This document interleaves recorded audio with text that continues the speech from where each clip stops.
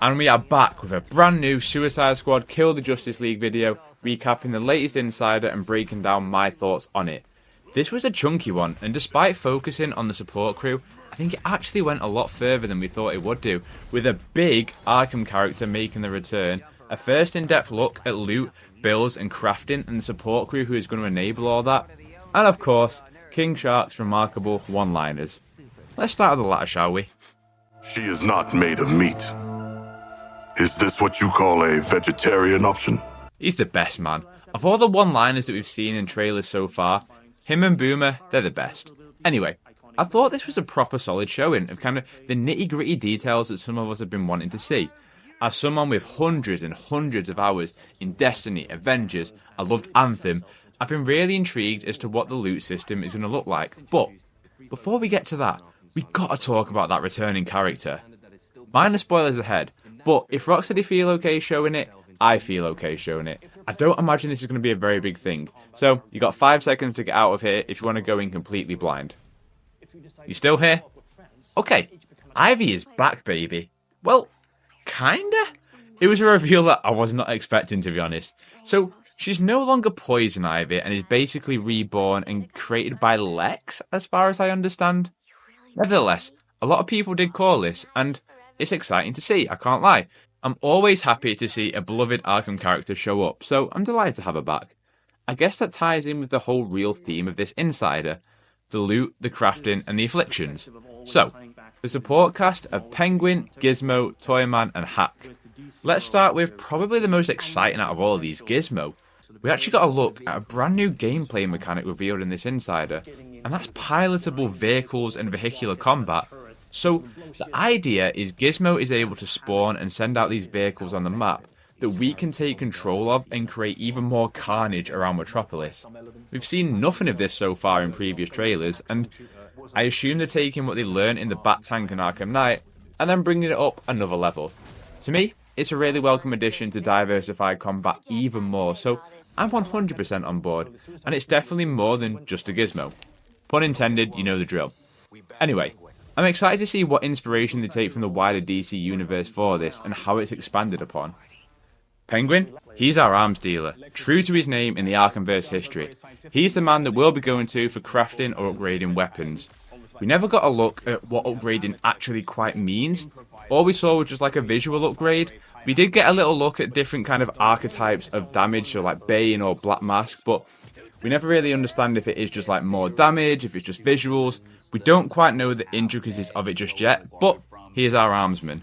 Toyman, he's our melee boyo. So he's going to help us figure out how to defeat the League, expand our melee with new weapons and different archetypes. So like, what kind of blade is King Shark using? What kind of bat or bludgeon is Harley using?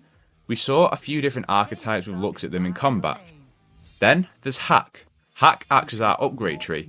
So when we level up, it opens up new capabilities, but what I thought was pretty neat was how actually our combo meter, so like I think it's either how many enemies we hit or we kill, activates essentially perks, but what they're called talents here.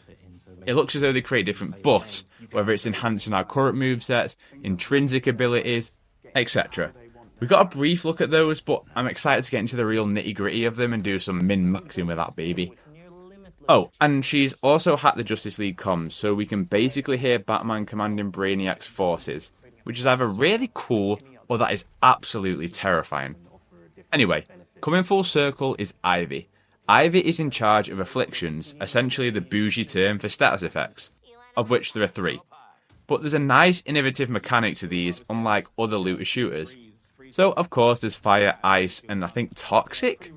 But I don't think they gave away the name for that one. But, for the bonus of, say, fire, which is named Blaze, they take damage over time. But then there's the pull of you can't shield harvest them, or ice, which is deep freeze, but then they won't drop ammo.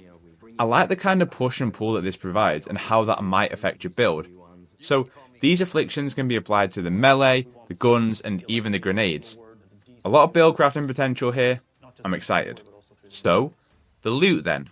We knew already there was going to be like different weapon brands, so to speak, like Star Labs or LexCorp, each having some kind of unique trait. So, LexCorp was described as being quite scientific weapons, having a more scientific feel, so less kick on them, you can kind of predict exactly what they're going to do.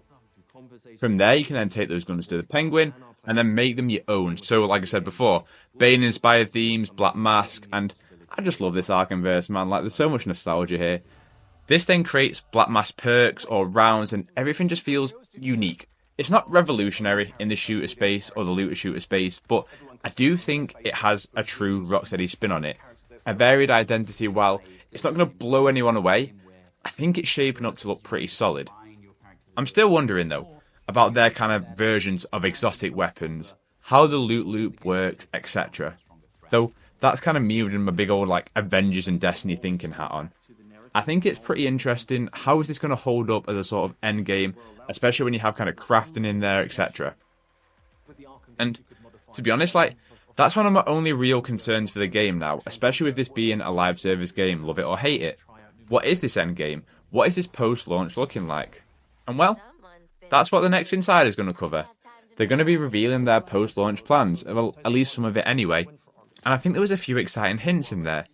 This tease new places, how this world is going to evolve, who we might face up against, and a few little teases of cosmetics, which I think are quite important. I'm going to quickly have a dabble at them.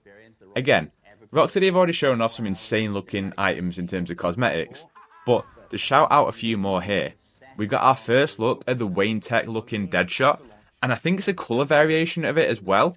And there's one where he's like completely blue, which is like, it's immersion breaking, but if you're into that kind of thing, I think it's pretty nice to have.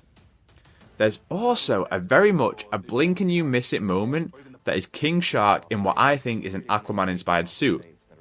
Aquaman confirmed, let's go! But, in all seriousness, I've been thinking, are they saving one or two members in the game to surprise us and then fight them? Is the post-launch content us fighting the other Justice League members? Is it just going on regular Justice League contracts to fight other villains like Vandal Savage maybe? I don't know, man, but I am excited. I thought this was another solid looking Insider, and it's doing what it's intended to do. Build my excitement, educate me more on what the game is, and leave me wanting a little more. I want to end this video with one little thing.